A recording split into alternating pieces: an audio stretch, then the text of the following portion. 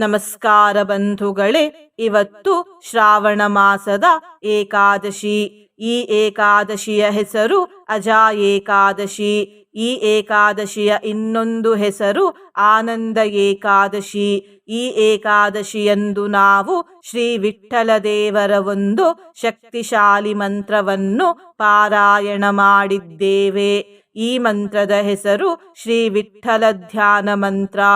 ಈ ಮಂತ್ರವನ್ನು ಇಂದು ಅತ್ಯಂತ ಶ್ರದ್ಧೆ ಹಾಗೂ ಭಕ್ತಿಯಿಂದ ಪಾರಾಯಣ ಅಥವಾ ಶ್ರವಣ ಮಾಡಿದರೆ ಇಚ್ಛಿತ ಫಲಗಳು ದೊರೆಯುತ್ತವೆ.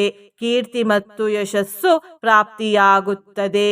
ಸಮಾಜ ಹಾಗೂ ನೌಕರಿಯಲ್ಲಿ ಉತ್ತಮ ಸ್ಥಾನಮಾನ ದೊರೆಯುತ್ತದೆ ಮತ್ತು ಸರ್ವ ಪಾಪ ಪರಿಹಾರವಾಗುತ್ತದೆ. ಇಂದಿನ ಮನೆಮದ್ದು ಹೀಗಿದೆ. ಅಜೀರ್ಣದ ಸಮಸ್ಯೆ ಇರುವವರು ಈ ಸರಳ ಮನೆಮದ್ದನ್ನು ಉಪಯೋಗಿಸಿ. 5 ಬಸಳೆ ಸೊಪ್ಪನ್ನು ಸ್ವಚ್ಛವಾಗಿ ತೊಳೆದು ಅದನ್ನು ಕಟ್ ಮಾಡಿ 2 ಲೋಟ ನೀರಿಗೆ ಹಾಕಿ ಚೆನ್ನಾಗಿ ಕುದಿಸಿಕೊಳ್ಳಿ. ನಂತರ ಈ ಕಷಾಯವನ್ನು ಮಧ್ಯಾಹ್ನ ಹಾಗೂ ರಾತ್ರಿ ಊಟದ ಮೊದಲು, ಅಂದರೆ ಅರ್ಧ ಗಂಟೆಯ ಮೊದಲು ಸೇವಿಸಿ. ಹೀಗೆ ಮಾಡುವುದರಿಂದ ಅಜೀರ್ಣದ ಸಮಸ್ಯೆ ದೂರವಾಗುತ್ತದೆ, ಜೊತೆಗೆ ಜೀರ್ಣಶಕ್ತಿಯು ವೃದ್ಧಿಯಾಗುತ್ತದೆ.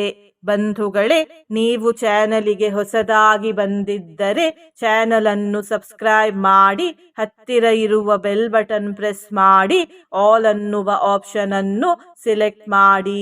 ನೀವು ಸಬ್ಸ್ಕ್ರೈಬ್ ಮಾಡಿದರೆ ನಮಗೂ ಇನ್ನೂ ಹೆಚ್ಚು ವಿಡಿಯೋ ಮಾಡಲು ಸ್ಫೂರ್ತಿ ಸಿಗುತ್ತದೆ ಮತ್ತು ನಿಮಗೂ ನಮ್ಮ ಹೊಸ ವಿಡಿಯೋ ಅಪ್ಲೋಡ್ ಆದ ತಕ್ಷಣವೇ ಸಿಗುತ್ತದೆ. ಮಂತ್ರಶ್ರವಣ ಮಾಡುವಾಗ ಪಾಹಿ ಮಾಂ ವಿಠ್ಠಲ ದೇವ ಎಂದು ಕಮೆಂಟ್ ಮಾಡಿ ಬಂಧುಗಳೇ. ಮಂತ್ರ ಪಾರಾಯಣವನ್ನು ಶುರು ಮಾಡೋಣ. ಇಷ್ಟಿಕಾಯಾಂ ಸಮಪದಂ ತಿಷ್ಠಂತಂ ಪುರುಷೋತ್ತಮಂ ಜಂಗಜಸ್ತಕರದ್ವಂದಂ ಕ್ಷುಲ್ಲಕಾದಾಮಭೂಷಣಂ. ಇಷ್ಟಿಕಾಯಾಂ ಸಮಪದಂ ತಿಷ್ಠಂತಂ ಪುರುಷೋತ್ತಮಂ ಜಂಗಜಸ್ತಕರದ್ವಂದಂ ಕ್ಷುಲ್ಲಕಾದಾಮಭೂಷಣಂ. ಇಷ್ಟಿಕಾಯಾಂ ಸಮಪದಂ ತಿಷ್ಠಂತಂ ಪುರುಷೋತ್ತಮಂ ಜಂಗಜಸ್ತಕರದ್ವಂದಂ ಕ್ಷುಲ್ಲಕಾದಾಮಭೂಷಣಂ.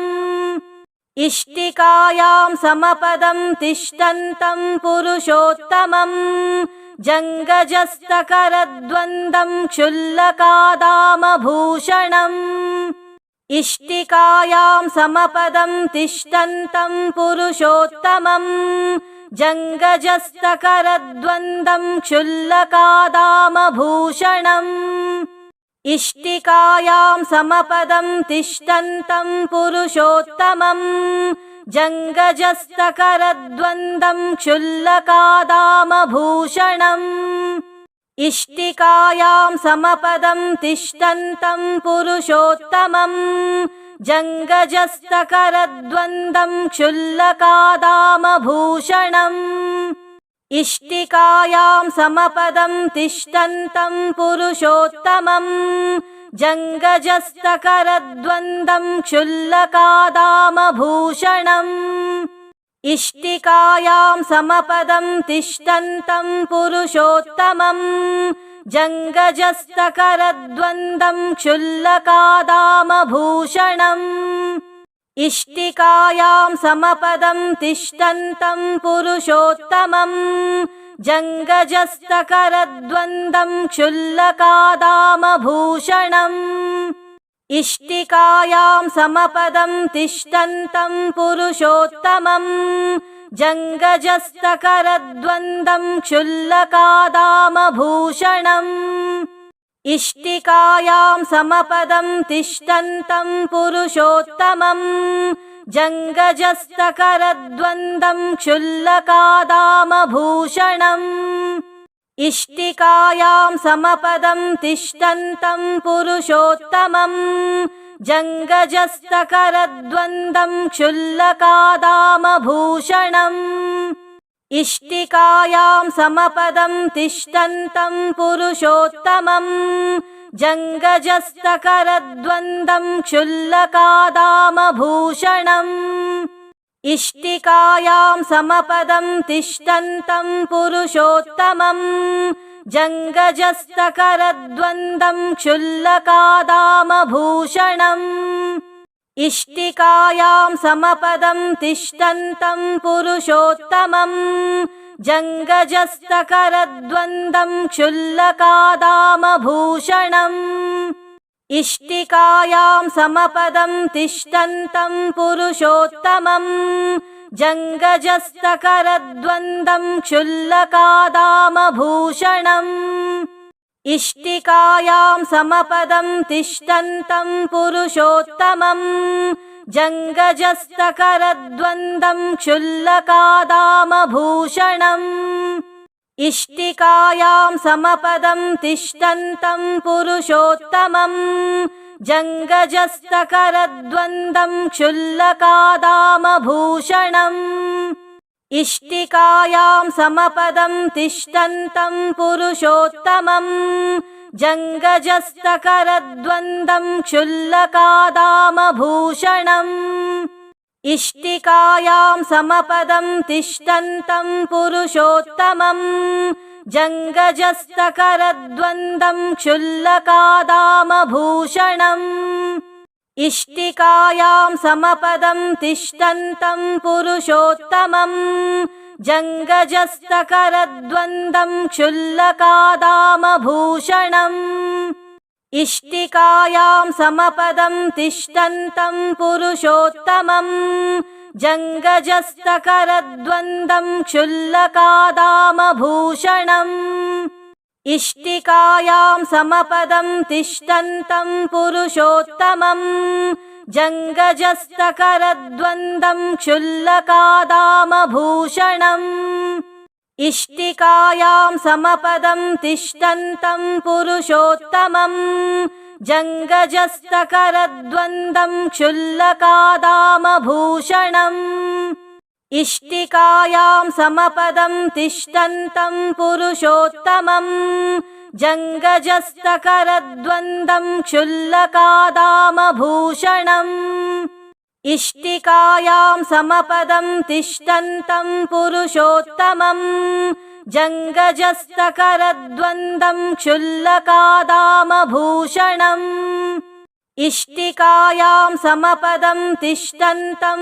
पुरुषोत्तमम् जङ्गजस्तकरद्वन्द्वं क्षुल्लकादामभूषणम् इष्टिकायां समपदं तिष्ठन्तं पुरुषोत्तमम् जङ्गजस्तकरद्वन्द्वं क्षुल्लकादामभूषणम् इष्टिकायां समपदं तिष्ठन्तं पुरुषोत्तमम् जङ्गजस्तकरद्वन्द्वं क्षुल्लकादामभूषणम् इष्टिकायां समपदं तिष्ठन्तं पुरुषोत्तमम् जङ्गजस्तकरद्वन्द्वं क्षुल्लकादामभूषणम् इष्टिकायां समपदं तिष्ठन्तं पुरुषोत्तमम् जङ्गजस्तकरद्वन्द्वं क्षुल्लकादामभूषणम् इष्टिकायां समपदं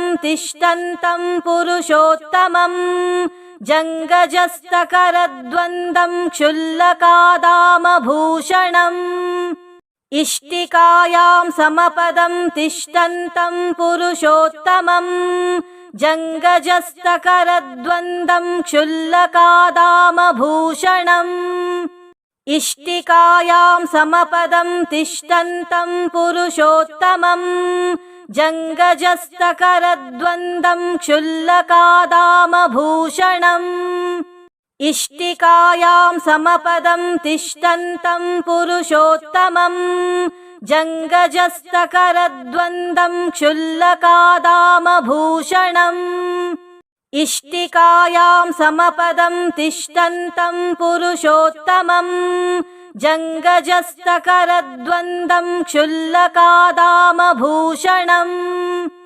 इष्टिकायां समपदं तिष्ठन्तं पुरुषोत्तमम् जङ्गजस्तकरद्वन्द्वं क्षुल्लकादामभूषणम् इष्टिकायां समपदं तिष्ठन्तं पुरुषोत्तमम् जङ्गजस्तकरद्वन्द्वं क्षुल्लकादामभूषणम् इष्टिकायां समपदं तिष्ठन्तं पुरुषोत्तमम् जङ्गजस्तकरद्वन्द्वं क्षुल्लकादामभूषणम् इष्टिकायां समपदं तिष्ठन्तं पुरुषोत्तमम् जङ्गजस्तकरद्वन्द्वं क्षुल्लकादामभूषणम् इष्टिकायां समपदं तिष्ठन्तं पुरुषोत्तमम् जङ्गजस्तकरद्वन्द्वं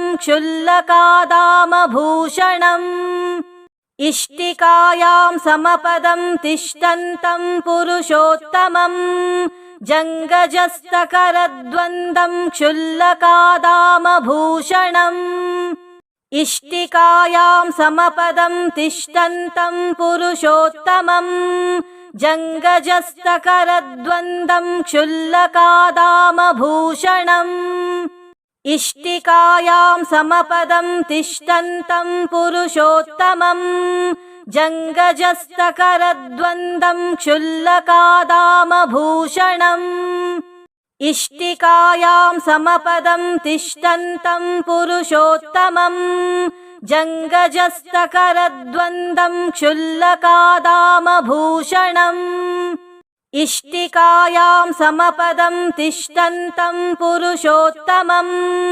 जङ्गजस्तकरद्वन्द्वं क्षुल्लकादामभूषणम् इष्टिकायां समपदं तिष्ठन्तं पुरुषोत्तमम् जङ्गजस्तकरद्वन्द्वं क्षुल्लकादामभूषणम् इष्टिकायां समपदं तिष्ठन्तं पुरुषोत्तमम् जङ्गजस्तकरद्वन्द्वं क्षुल्लकादामभूषणम् इष्टिकायां समपदं तिष्ठन्तं पुरुषोत्तमम् जङ्गजस्तकरद्वन्द्वं क्षुल्लकादामभूषणम् इष्टिकायां समपदं तिष्ठन्तं पुरुषोत्तमम् जङ्गजस्तकरद्वन्द्वं क्षुल्लकादामभूषणम् इष्टिकायां समपदं तिष्ठन्तं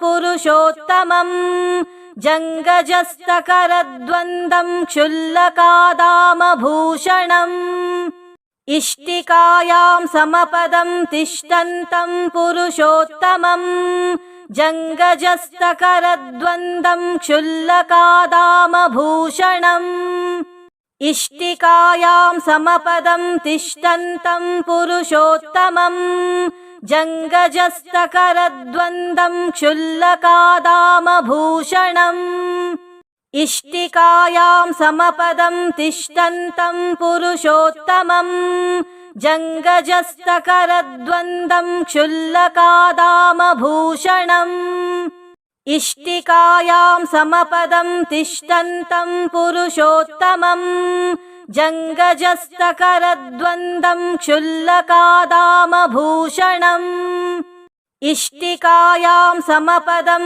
तिष्ठन्तं पुरुषोत्तमम् जङ्गजस्तकरद्वन्द्वं क्षुल्लकादामभूषणम् इष्टिकायां समपदं तिष्ठन्तं पुरुषोत्तमम् जङ्गजस्तकरद्वन्द्वं क्षुल्लकादामभूषणम् इष्टिकायां समपदं तिष्ठन्तं पुरुषोत्तमम् जङ्गजस्तकरद्वन्द्वं क्षुल्लकादामभूषणम् इष्टिकायां समपदं तिष्ठन्तं पुरुषोत्तमम् जङ्गजस्तकरद्वन्द्वं क्षुल्लकादामभूषणम् इष्टिकायां समपदं तिष्ठन्तं पुरुषोत्तमम् जङ्गजस्तकरद्वन्द्वं क्षुल्लकादामभूषणम्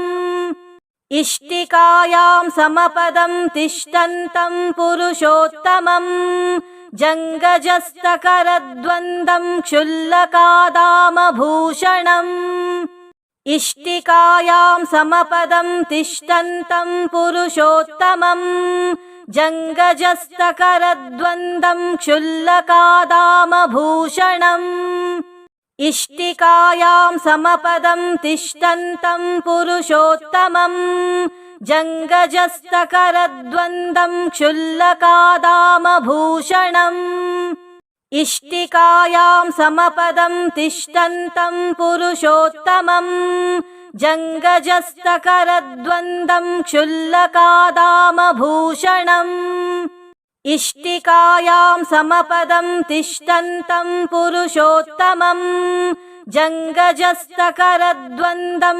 क्षुल्लकादामभूषणम् इष्टिकायां समपदं तिष्ठन्तं पुरुषोत्तमम् जङ्गजस्तकरद्वन्द्वं क्षुल्लकादामभूषणम् इष्टिकायां समपदं तिष्ठन्तं पुरुषोत्तमम् जङ्गजस्तकरद्वन्द्वं क्षुल्लकादामभूषणम् इष्टिकायां समपदं तिष्ठन्तं पुरुषोत्तमम् जङ्गजस्तकरद्वन्द्वं क्षुल्लकादामभूषणम् इष्टिकायां समपदं तिष्ठन्तं पुरुषोत्तमम् जङ्गजस्तकरद्वन्द्वं क्षुल्लकादामभूषणम् इष्टिकायां समपदं तिष्ठन्तं पुरुषोत्तमम् जङ्गजस्तकरद्वन्द्वं क्षुल्लकादामभूषणम् इष्टिकायां समपदं तिष्ठन्तं पुरुषोत्तमम् जङ्गजस्तकरद्वन्द्वं क्षुल्लकादामभूषणम् इष्टिकायां समपदं तिष्ठन्तं पुरुषोत्तमम् जङ्गजस्तकरद्वन्द्वं क्षुल्लकादामभूषणम् इष्टिकायां समपदं तिष्ठन्तं पुरुषोत्तमम् जङ्गजस्तकरद्वन्द्वं क्षुल्लकादामभूषणम् इष्टिकायां समपदं तिष्ठन्तं पुरुषोत्तमम् जङ्गजस्तकरद्वन्द्वं क्षुल्लकादामभूषणम् इष्टिकायां समपदं तिष्ठन्तं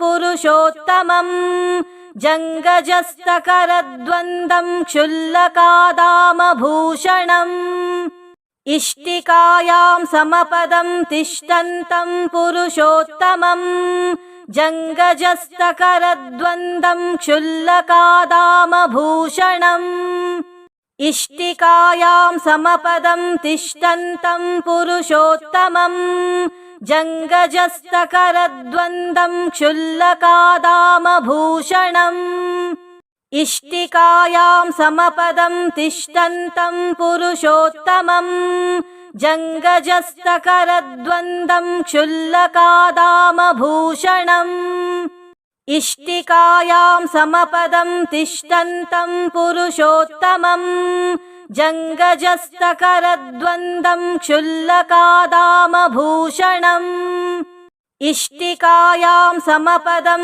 तिष्ठन्तं पुरुषोत्तमम् जङ्गजस्तकरद्वन्द्वं क्षुल्लकादामभूषणम् इष्टिकायां समपदं तिष्ठन्तं पुरुषोत्तमम् जङ्गजस्तकरद्वन्द्वं क्षुल्लकादामभूषणम् इष्टिकायां समपदं तिष्ठन्तं पुरुषोत्तमम् जङ्गजस्तकरद्वन्द्वं क्षुल्लकादामभूषणम् इष्टिकायां समपदं तिष्ठन्तं पुरुषोत्तमम् जङ्गजस्तकरद्वन्द्वं क्षुल्लकादामभूषणम् इष्टिकायां समपदं तिष्ठन्तं पुरुषोत्तमम् जङ्गजस्तकरद्वन्द्वं क्षुल्लकादामभूषणम् इष्टिकायां समपदं तिष्ठन्तं पुरुषोत्तमम् जङ्गजस्तकरद्वन्द्वं क्षुल्लकादामभूषणम् इष्टिकायां समपदं तिष्ठन्तं पुरुषोत्तमम् जङ्गजस्तकरद्वन्द्वं क्षुल्लकादामभूषणम् इष्टिकायां समपदं तिष्ठन्तं पुरुषोत्तमम् जङ्गजस्तकरद्वन्द्वं क्षुल्लकादामभूषणम् इष्टिकायां समपदं तिष्ठन्तं पुरुषोत्तमम् जङ्गजस्तकरद्वन्द्वं क्षुल्लकादामभूषणम् इष्टिकायां समपदं तिष्ठन्तं पुरुषोत्तमम् जङ्गजस्तकरद्वन्द्वं क्षुल्लकादामभूषणम् इष्टिकायां समपदं तिष्ठन्तं पुरुषोत्तमम् जङ्गजस्तकरद्वन्द्वं क्षुल्लकादामभूषणम् इष्टिकायां समपदं तिष्ठन्तं पुरुषोत्तमम् जङ्गजस्तकरद्वन्द्वं क्षुल्लकादामभूषणम् इष्टिकायां समपदं तिष्ठन्तं पुरुषोत्तमम् जङ्गजस्तकरद्वन्द्वं क्षुल्लकादामभूषणम् इष्टिकायां समपदं तिष्ठन्तं पुरुषोत्तमम् जङ्गजस्तकरद्वन्द्वं क्षुल्लकादामभूषणम् इष्टिकायां समपदं तिष्ठन्तं पुरुषोत्तमम् जङ्गजस्तकरद्वन्द्वं क्षुल्लकादामभूषणम् इष्टिकायां समपदं तिष्ठन्तं पुरुषोत्तमम् जङ्गजस्तकरद्वन्द्वं क्षुल्लकादामभूषणम् इष्टिकायां समपदं तिष्ठन्तं पुरुषोत्तमम् जङ्गजस्तकरद्वन्द्वं क्षुल्लकादामभूषणम् इष्टिकायां समपदं तिष्ठन्तं पुरुषोत्तमम् जङ्गजस्तकरद्वन्द्वं क्षुल्लकादामभूषणम् इष्टिकायां समपदं तिष्ठन्तं पुरुषोत्तमम् जङ्गजस्तकरद्वन्द्वं क्षुल्लकादामभूषणम् इष्टिकायां समपदं तिष्ठन्तं पुरुषोत्तमम् जङ्गजस्तकरद्वन्द्वं क्षुल्लकादामभूषणम् इष्टिकायां समपदं तिष्ठन्तं पुरुषोत्तमम् जङ्गजस्तकरद्वन्द्वं क्षुल्लकादामभूषणम् इष्टिकायां समपदं तिष्ठन्तं पुरुषोत्तमम् जङ्गजस्तकरद्वन्द्वं क्षुल्लकादामभूषणम् इष्टिकायां समपदं तिष्ठन्तं पुरुषोत्तमम् जङ्गजस्तकरद्वन्द्वं क्षुल्लकादामभूषणम् इष्टिकायां समपदं तिष्ठन्तं पुरुषोत्तमम् जङ्गजस्तकरद्वन्द्वं क्षुल्लकादामभूषणम् इष्टिकायां समपदं तिष्ठन्तं पुरुषोत्तमम् जङ्गजस्तकरद्वन्द्वं क्षुल्लकादामभूषणम् इष्टिकायां समपदं तिष्ठन्तं पुरुषोत्तमम् जङ्गजस्तकरद्वन्द्वं क्षुल्लकादामभूषणम् इष्टिकायां समपदं तिष्ठन्तं पुरुषोत्तमम् जङ्गजस्तकरद्वन्द्वं क्षुल्लकादामभूषणम् इष्टिकायां समपदं तिष्ठन्तं पुरुषोत्तमम् जङ्गजस्तकरद्वन्द्वं क्षुल्लकादामभूषणम्